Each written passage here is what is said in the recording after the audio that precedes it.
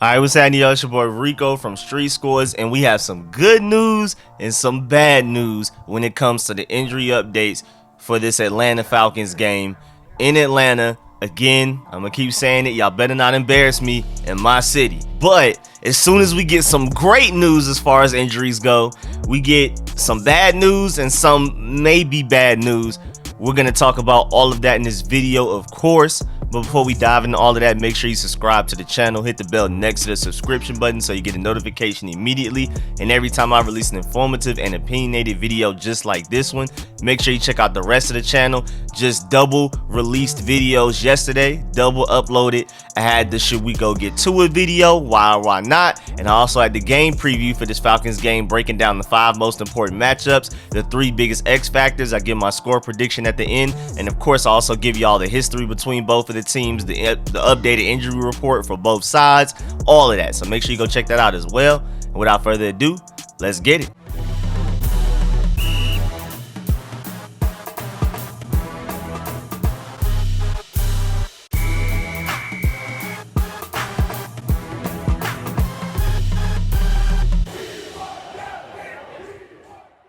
Alright, so let's start with the good news. Curtis Samuel will make his season debut this Sunday against the Atlanta Falcons in Atlanta. He's been dealing with a groin injury since like May. He's been on the IR until basically just this week. And remember, the IR rules are different. The injury reserve rules are different since last year, and then they tweaked it even a little bit more this year. When you go on IR, you only have to stay on there for a minimum of 4 weeks. It's not the whole season. It's not 8 weeks or 12 weeks, whatever it used to be. It's only 4 weeks now. And you can bring an unlimited amount of players back from the IR. And I guess that's a good option to have, but you don't even want to get in that situation. We were definitely in those type of situations that 2018 season though. But I was pretty optimistic about him playing this Sunday against Atlanta, because even when you saw his practice clips all week in practices, first of all, he was a full go in practices. Ron Rivera Scott Turner both said he looked really good in practices as well. He even had a couple of plays where it wasn't even just how he looks running routes. Sometimes there was a throw that he had to dive for. He would dive for it and get up, and he would just look normal. You wouldn't have to hold your breath anymore. So he looks like he's for real, a full go. And Ron Rivera sitting him, putting him on IR, and forcing him to sit down actually ended up working. Remember, Curtis Samuel, he was so close to playing. We thought he may even be able to play against the Chargers, and then he had a setback because he was pushing himself too hard. He was just trying to force it. He wanted to get back and be able to play with his brothers, his teammates, especially along with Terry Mclaurin, and he didn't want to let the team down. He's one of our 2 biggest free agency signings this past offseason, so of course he felt pressured to come back as soon as possible, but he was forcing it. Ron Rivera stepped in as the leader that he is, as our head coach, and basically told him, hey man, we're gonna put you on IR so you can just chill out. We're gonna force you to just sit on the couch and heal. I know you want to come back. We want you back as soon as possible, but you can't keep forcing it and having these setbacks. So it worked out, and I'm glad to see him back as soon as possible. Atlanta was the first game he'd be eligible to come back to,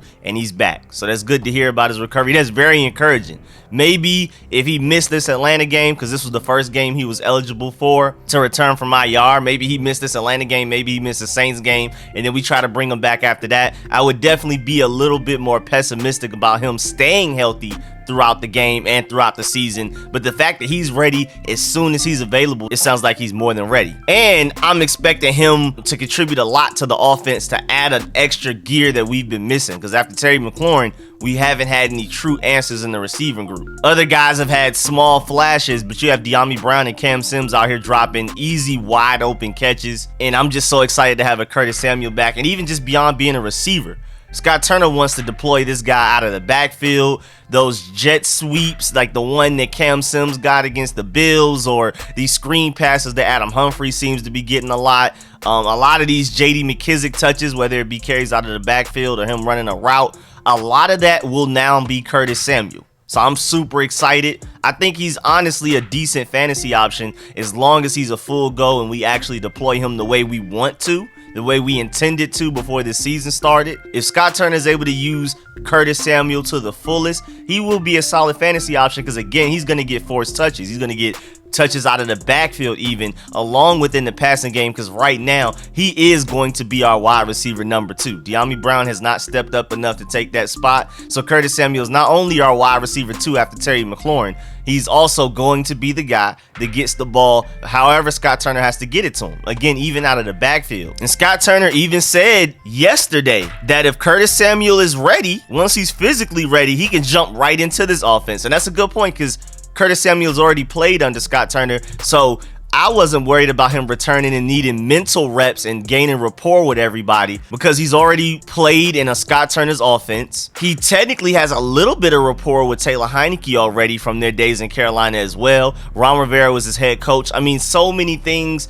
from Carolina transferred over here that Curtis Samuel's basically at home as if he's never missed any time. I mean, he's going to jump right in. I'm expecting him to fit in like he was never gone. So as far as mentally and knowing the playbook, having chemistry with the guys around him, I'm not worried about that. My main focus is to make sure that he is truly 100% physically ready and can he remain healthy, because that's huge. But I'm happy to see him running routes and catching passes from Taylor Heinicke, man. I know they're trying to get that chemistry going right now. They had them two running individual drills for a while. They just want to get a feel for each other because, again, Curtis Samuel is about to jump in and be our wide receiver too. It's not like he's just returning to play football and he'll just be a part of the offense. Maybe he'll be like a third option, a fourth. No, he's the second receiver right now, and he's also going to be one of the main guys getting the ball out of the backfield other than Antonio Gibson. You could probably say he's not only our second option at receiver, but he may also be our second option at running back. At the very least third. But then going from the good news, we got to go to the bad, man. Because Benjamin St-Juste,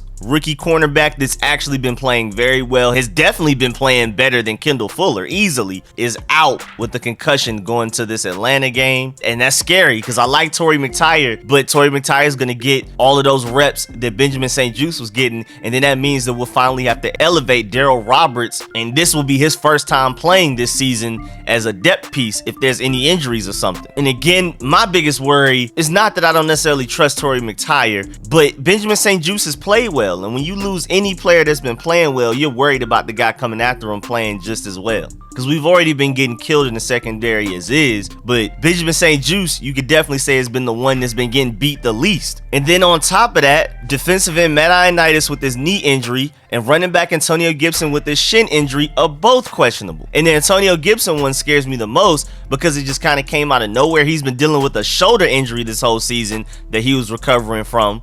And then now suddenly there's this shin injury, which is a new injury. So now he has to recover from that as well. And he's dealing with both at the same time in a way.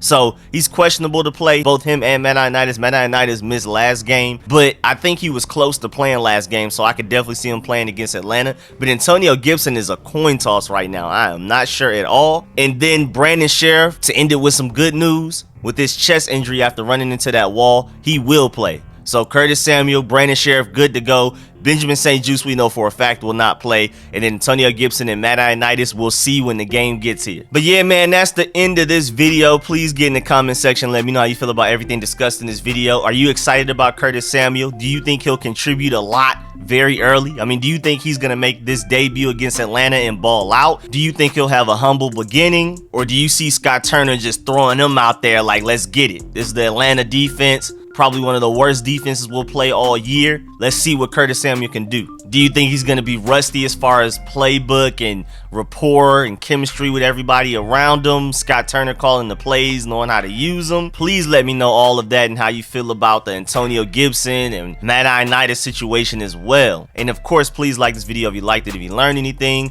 As always, man, I appreciate all of the support. Big time. Shouts out to everybody that donates to the channel. Super appreciate all of my sponsors, especially my Pro Bowl sponsors whose names you see scrolling on the screen right now, man. I really appreciate all y'all. I'll catch y'all later. I'm out.